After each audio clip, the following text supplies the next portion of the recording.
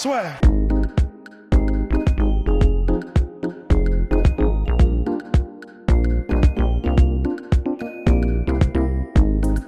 Bonjour à toutes et à tous, bienvenue au podcast La Sueur question, La Sueur même, puisque vous avez été beaucoup, très nombreux à nous envoyer des messages sur iTunes, sur Instagram et Facebook, La Sueur à chaque fois, et puis on répond à vos questions sur la rumeur Dana White qui a balancé à TMZ à propos d'une revanche entre Khabib et Conor McGregor. Et oui, il fallait bien en parler, et donc c'est la première question La Sueur de l'année à ce propos. Donc pour reprendre ce que Dana White a dit, puisqu'on est ici à La Sueur, on essaye d'être dans l'exactitude. Alors donc notre cher Dana White, patron président de l'UFC, pour ceux qui ignorent, avait donc dit à TMZ: je pense que beaucoup de gens veulent voir ce combat. Évidemment, encore une fois, nous n'avons toujours pas comparu devant la commission athlétique du Nevada. Cela doit arriver, et quand cela se produira, nous pourrons comprendre comment tout cela va se passer. Les gars vont devoir gagner, cela dépend aussi de la durée des suspensions, mais tant que tout se passe bien, ce combat devrait avoir lieu en 2019. Alors, pour ceux qui se disent, non mais pourquoi un combat en 2019, pourquoi une revanche dès 2019, parce que, pour rappel, Conor McGregor s'était incliné par soumission au 4e round, après avoir été nettement dominé. On se souvient d'un 2e round des enfers pour lui. Il avait notamment été mis knockdown, première fois de sa carrière à l'UFC et en MMA, suite à une feinte de takedown. Khabib avait envoyé une parpaing du droit pour mettre Conor McGregor knockdown donc. Et puis ensuite il y avait eu ground and pound, enfin bref, il avait tout pris McGregor. Il avait survécu pour ensuite infliger un premier round perdu pour Khabib en carrière lors du 3e round qui était très disputé, puis neck crank, donc au 4e round pour l'emporter. Victoire très dominante de Khabib Nurmagomedov, qui donc n'a plus combattu depuis. Et puis ensuite, on se souvient tous, suite à cette victoire, Khabib qui avait un peu pété un câble, donc qui était passé par-dessus la 3e corde, par-dessus la cage, pour s'en prendre à Dillon Danis, le coéquipier de Conor McGregor.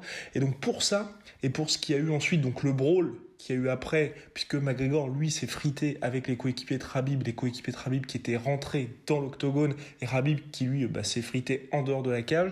Donc les deux combattants doivent comparaître devant la commission athlétique du Nevada, qui devra décider de suspension. Sauf que, pour ceux qui connaissent un peu la commission athlétique du Nevada, ce sont des suspensions rétroactives.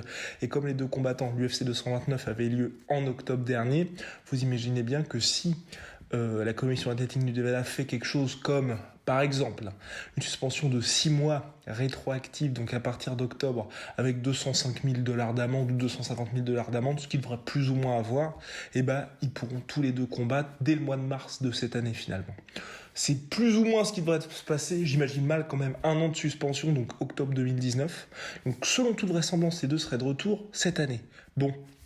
Pour Khabib, il y a une défense de ceinture. On veut tous voir le combat contre Tony Ferguson, sauf que, et là c'est là le gros problème, Tony Ferguson, donc qui je le rappelle, a été champion intérimaire de la catégorie, s'est ensuite blessé puisqu'il devait affronter Khabib à l'UFC 223 à Brooklyn en avril 2018, mais il s'était blessé, il est revenu ensuite contre Anthony Pettis, l'a remporté après un combat de folie. Mais le problème de Tony Ferguson, c'est que ce n'est pas une star, c'est le combat qui devrait y avoir pour la catégorie lightweight que l'UFC essaie de faire depuis 4 fois maintenant, qui n'a toujours pas lieu, c'est Tony versus Khabib. Il faut ce combat, mais Tony Ferguson n'est pas une star. Et même Ali Abdelaziz, qui est le manager de Khabib, a dit ce ne sera pas lui le prochain adversaire de Khabib, tout simplement parce que Tony Ferguson ne fait pas vendre de pay-per-view. Et c'est là le gros problème en fait. C'est que sportivement, il faut que ce soit ce combat-là. Les deux ont les plus grosses séries de victoires de l'UFC. Les 2 plus grosses séries de victoires juste derrière Max Holloway et John Jones. Ils doivent s'affronter, ils ont les 2 plus grosses séries de victoires de la catégorie lightweight. Mais voilà, Tony ne vend pas assez, donc on ne sait pas trop ce que l'UFC va faire de Tony. Peut-être que l'UFC va forcer la main à Khabib en disant écoute, c'est le challenger légitime, numéro 1, classé numéro 1 de la catégorie, donc affronte-le et ensuite tu auras donc ta juteuse revanche contre Conor McGregor. Pour Khabib, donc on ne sait pas trop. Vraisemblablement, ça devrait être Tony Ferguson ou Conor McGregor s'il veut juste empocher l'argent, ou un super fight, pourquoi pas, en welterweight, ou dans la nouvelle catégorie, les rumeurs d'une nouvelle catégorie qui serait en fait à 10 pounds de plus en 165. Ça pourrait être aussi intéressant avec, pourquoi pas, un combat contre Georges Saint-Pierre. Mais là, ce ne sont que des suppositions. Pour Conor McGregor, c'est un peu plus compliqué. Pourquoi ? Parce que il a perdu. Là, il reste sur 2 défaites, toute discipline confondue, il reste sur 2 défaites, une partie qui est au 10e round contre Floyd Mayweather, et donc celle-ci, défaite par soumission au 4e round. Conor McGregor doit remporter son prochain combat pour rester cette machine à pay-per-view. Alors, pour Conor McGregor, l'UFC voulait à la base en fait faire une sorte de demi-finale avec un combat Dustin Poirier, Conor McGregor et Khabib, Tony Ferguson. Les deux vainqueurs s'affrontent ensuite. Ça aurait été très intéressant parce que Conor McGregor, si les puristes s'en souviennent, a déjà battu Dustin Poirier par KO au premier round et c'était une belle victoire pour lui. Et Dustin Poirier, même si aujourd'hui il est très très bon, c'est un adversaire prenable pour McGregor. Pourquoi ? Parce qu'il a tendance un petit peu à brûler, il est surtout bon debout et c'est un style et il se prend aussi pas mal de coups. Souvenez-vous, si vous voulez regarder le combat de l'année 2018 pour nous, pour la sueur, qui était Dustin Poirier versus Justin Gaethje. Et puis même combat contre Eddie Alvarez. Bref, il se prend des coups, Dustin Poirier. Donc c'est un style qui est très favorable à Conor McGregor. Et pour ça, ça permettra à Conor, 1, d'avoir une victoire contre un contender très sérieux de la catégorie. Et 2, d'avoir un KO, un nouveau KO, de remettre un peu la machine en branle. Et puis de pouvoir, pourquoi pas, envisager un combat contre Khabib qui soit sportivement légitime. Parce que bien sûr, au niveau de l'argent, cette revanche, même immédiate, ils auraient pu faire la revanche là, au premier pay-per-view de l'année, financièrement, c'est intéressant pour l'UFC, parce qu'en plus, c'est 2,4 millions de pay-per-view vendus pour l'UFC 229. L'UFC n'avait jamais vendu autant de pay-per-view que lors de Khabib versus McGregor. Donc pour l'UFC, il faut qu'il y ait cette revanche. Sauf qu'aujourd'hui, c'est un peu compliqué sportivement de dire ok on va la faire, et puis surtout McGregor, est-ce que c'est intéressant de l'envoyer au casse-pipe ? Parce que si McGregor perd la revanche, ce qu'il a, honnêtement, avec ce qui s'est passé au premier combat, et comme il a plus combattu depuis, il y a très peu de chances qu'il l'emporte. S'il perd cette revanche-là, c'est compliqué pour lui dans le sens où en lightweight, ce sera bouché tant qu'il y aura Khabib, et puis niveau pouvoir, un petit peu de star power, ce sera aussi compliqué pour lui parce qu'il y aura ce côté, t'as été battu 2 fois par Khabib Nurmagomedov. Un peu comme quand il y a eu le combat contre Nate Diaz. Il avait perdu la première fois, certes il y a eu une revanche immédiate, mais s'il perdait 2 fois contre Nate Diaz, c'était très très compliqué pour lui, ça aurait été très très compliqué pour lui par la suite. Voilà. Donc pour ça, c'est un petit peu tendu. Il y a aussi, pourquoi pas, le combat contre Max Holloway, mais là aussi, McGregor-Max Holloway, pour McGregor, c'est un peu compliqué. Mais l'avantage par rapport au combat contre Dustin Poirier serait que ce serait plus compliqué sportivement, mais plus intéressant financièrement pour lui. Voilà, là aussi une revanche, puisque, souvenez-vous, McGregor s'était imposé par décision unanime contre Max Holloway, la dernière défaite de Max Holloway en carrière. Là aussi, ce serait intéressant. En plus, les deux se respectent, les deux aussi parlent pas mal d'une revanche depuis un certain nombre de mois, donc ce serait très intéressant.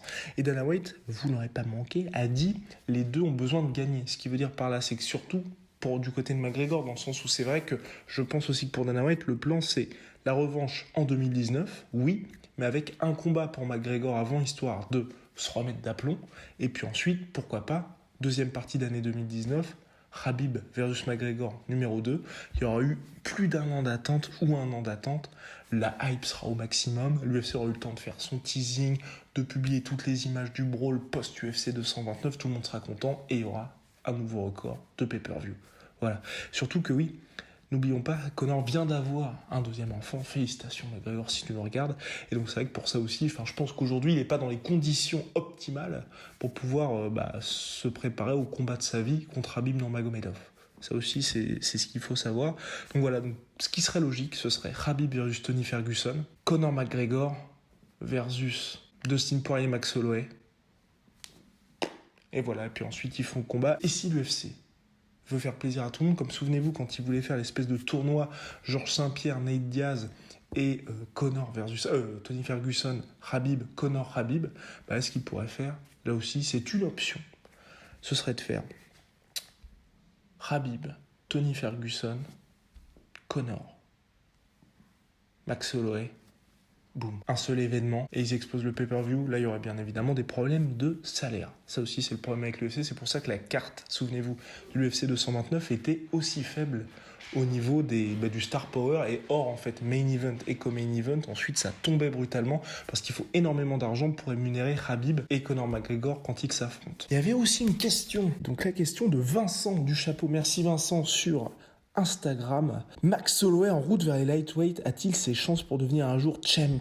Eh bien, souvenez-vous, oui, pourquoi pas, il pourrait devenir champ Max Holloway, qui sort d'une démonstration contre Brian Ortega, beatdown, l'un des beatdown of the year 2018, après le Shevchenko versus Priscilla, j'oublie toujours son nom, mais la brésilienne là, qui a pris très cher chez elle. Eh bien oui, ça pourrait être intéressant pour lui. Il aurait pu affronter Khabib Nurmagomedov en short notice, s'il vous plaît, ce fameux UFC 223 qui avait lieu à Brooklyn. Malheureusement, les problèmes de santé ont fait qu'il ne pouvait pas tenir sa place pour le super fight. Là aussi, c'est un nouveau mec qui arrive dans cette catégorie lightweight complètement dingue, avec les Kevin Lee, les Ali Aquinta, Conor, Khabib, Tony Ferguson, Edson Barboza, Justin Gaethje. Il y a trop de monde dans cette catégorie, donc voilà, là il y aurait un mec en plus et ce serait extrêmement intéressant. Je vais écouter les podcasts sur iTunes.